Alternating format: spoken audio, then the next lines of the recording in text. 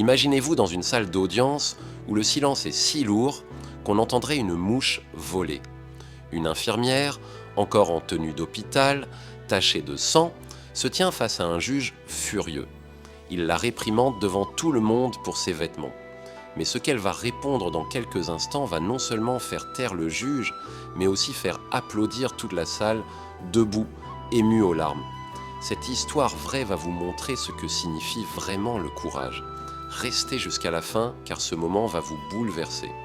Et si ça vous touche, n'oubliez pas de vous abonner, de cliquer sur j'aime et de laisser la capsule temporelle en commentaire pour ne pas perdre cette pépite dans le flot du temps.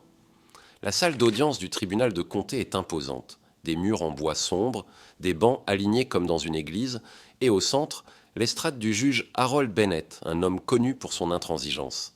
Ce matin-là, sa voix tonne comme un coup de tonnerre. Vous ne pouvez pas manquer de respect en fait face à cette salle avec vos vêtements inappropriés. Le silence s'abat instantanément. Tous les regards convergent vers une femme debout devant lui. Elle porte une tenue d'infirmière bleue, froissée, avec des taches sombres sur les manches. Ses mains tremblent légèrement, mais son menton reste relevé, défiant la tempête. Qui est cette femme? Pourquoi est-elle ici, dans cet endroit où chaque détail, jusqu'au moindre pli d'une chemise, semble compter? Et pourquoi le juge est-il si furieux à cause de sa tenue? L'atmosphère est électrique, presque irrespirable. Dans quelques minutes, cette infirmière va prononcer des mots si puissants qu'ils vont retourner la salle entière. Les spectateurs, le jury et même le juge vont être bouleversés. Mais avant ce moment, elle doit tenir bon face à l'orage qui s'abat sur elle. Elle s'appelle Emily Carter, 38 ans, infirmière en traumatologie depuis plus de 12 ans. Son quotidien, c'est l'urgence, le chaos organisé d'un hôpital où chaque seconde peut faire la différence entre la vie et la mort. Elle est habituée aux blues tachés de sang, aux nuits sans sommeil, aux patients qui s'accrochent à sa main en pleurant. Elle connaît les battements de cœur qui s'accélèrent, les machines qui bipent, les regards désespérés des familles. Mais les salles d'audience, c'est un monde inconnu pour elle, un lieu où les règles semblent rigides, presque étrangères. Ce jour-là, Émilie n'a pas choisi d'être là, elle y est obligée. Un jeune garçon, Miguel, 10 ans, est allongé dans un lit d'hôpital, branché à des machines, luttant pour survivre. Quelques jours plus tôt, il a été fauché par une voiture alors qu'il traversait la rue pour rentrer chez lui après l'école. Le conducteur, un homme d'affaires pressé, était ivre. Il a grillé un feu rouge à toute vitesse, sans même freiner. Émilie était là, sur les lieux de l'accident, en route vers l'hôpital pour son service. Elle a vu la scène se dérouler sous ses yeux. Le crissement des pneus, le choc, le corps de Miguel projeté sur l'asphalte. Elle s'est précipitée pour lui porter secours, appliquant des compresses sur ses blessures, lui parlant doucement pour le garder conscient jusqu'à l'arrivée des ambulanciers. Aujourd'hui, dans ce tribunal, l'avocat de l'accusé, un homme en costume hors de prix, tente de réécrire l'histoire. Selon lui, Miguel aurait surgi de nulle part, courant sur la chaussée sans regarder. Une version qui pourrait disculper son client, un homme qui, malgré son acte, affiche une assurance arrogante. Mais Émilie sait ce qu'elle a vu. Elle sait que la vérité doit être dite. Pour Miguel, pour sa famille, pour la justice. Elle n'a pas eu le temps de se changer après son service à l'hôpital. Sa blouse porte encore les traces de son combat pour sauver des vies, y compris celle de Miguel. En entrant dans la salle, elle sent immédiatement que quelque chose ne va pas. L'huissier, un homme aux épaules carrées, l'arrête à l'entrée. « Madame, vous ne pouvez pas entrer comme ça, murmure-t-il embarrassé, en jetant un œil à sa tenue. Mais le procès a déjà commencé. Le procureur appelle son nom, Emily Carter. Elle n'a pas le choix. Ignorant les regards de désapprobateurs, elle avance à grands pas vers le banc des témoins, ses chaussures d'hôpital couinant légèrement sur le parquet ciré. C'est alors que le juge Bennett la remarque. Son regard perçant la transperce. « Mademoiselle Carter, savez-vous que ceci est un tribunal, pas une salle d'opération ?» lance-t-il d'une voix forte, presque théâtrale.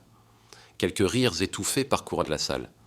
Émilie sent ses joues s'enflammer. Elle baisse les yeux un instant, humiliée. Le juge continue, implacable. « Vos vêtements sont inacceptables.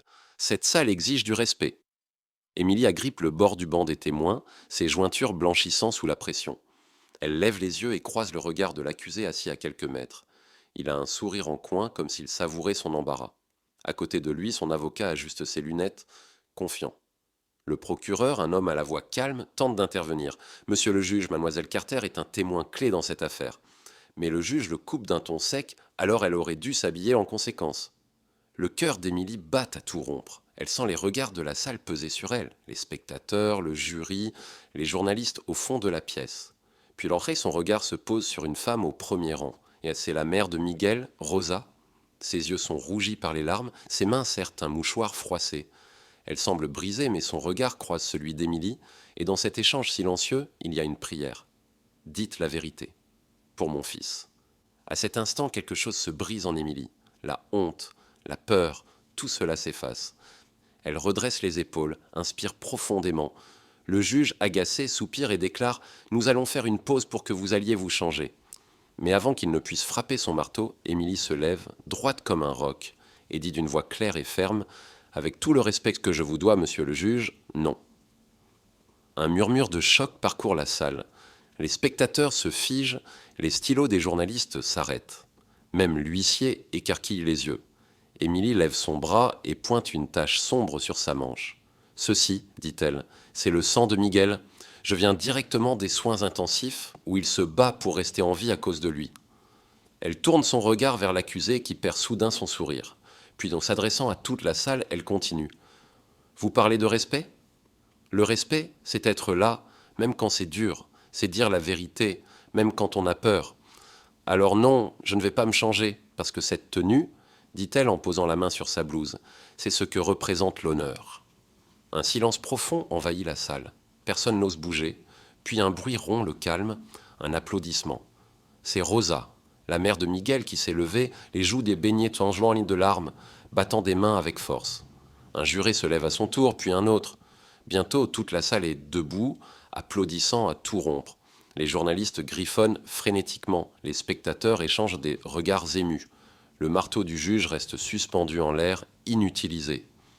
Harold Bennett, pour la première fois de la matinée, semble déstabilisé. Il se recule lentement dans son fauteuil, observe Émilie, puis, après un long silence, hoche la tête. « Continuez, mademoiselle Carter, dit-il d'une voix plus douce. Waouh, quel moment! Si cette scène vous a donné des frissons, prenez une seconde pour vous abonner à la chaîne, cliquez sur j'aime et écrire la capsule temporelle dans les commentaires.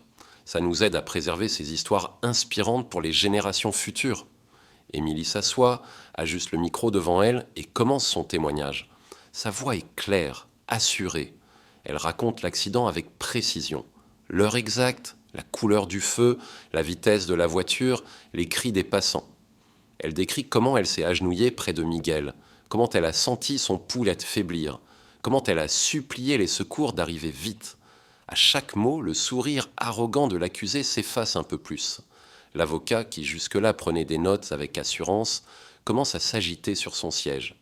La vérité, brute et incontestable, remplit la salle.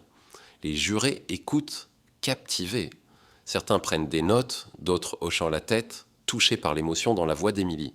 Rosa, au premier rang, serre son mouchoir contre sa poitrine, mais ses larmes sont différentes maintenant.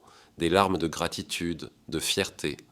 Émilie ne parle pas seulement pour elle-même, mais pour Miguel, pour sa famille, pour tous ceux qui croient encore en la justice. Quand elle termine, un silence respectueux enveloppe la salle. Le procureur la remercie doucement. L'avocat de la défense, visiblement déstabilisé, pose quelques questions, mais ses tentatives pour la discréditer tombent à plat. Émilie répond avec calme, sans jamais se laisser intimider.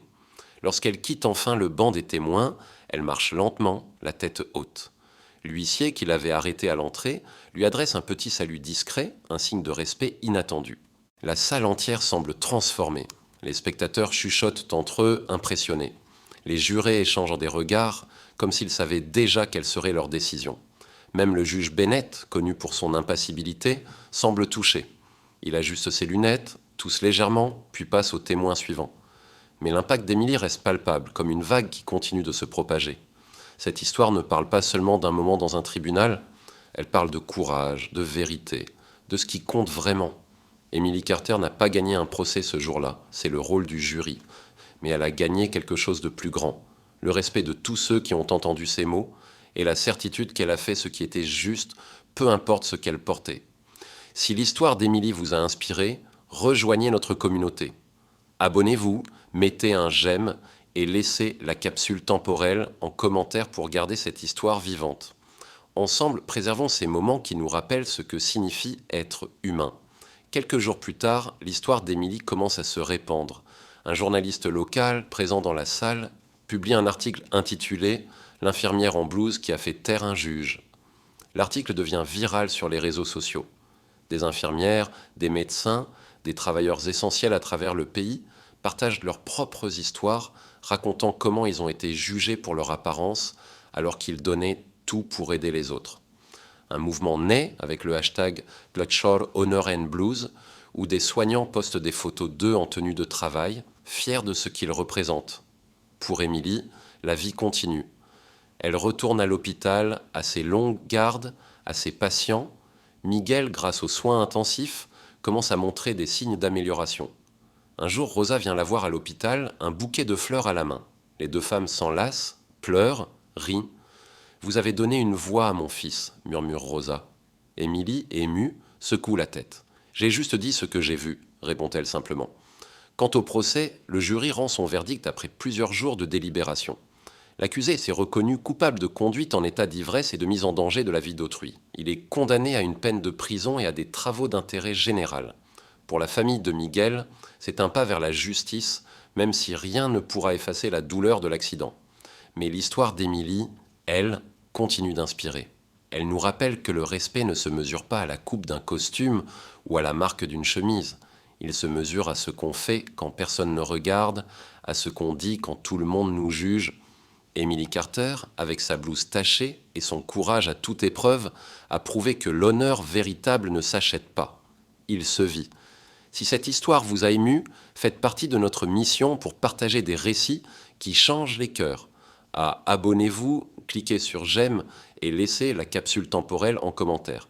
Ensemble, gardons ces histoires vivantes pour les générations futures. Conclusion, l'histoire d'Emily Carter est plus qu'un moment dans un tribunal. C'est une leçon sur ce qui compte vraiment, le courage, la vérité, l'humanité. La prochaine fois que vous vous sentirez jugé pour votre apparence ou vos choix, souvenez-vous d'Émilie, debout dans sa blouse tachée, faisant taire une salle entière avec ces mots. Le vrai respect ne se porte pas, il se prouve.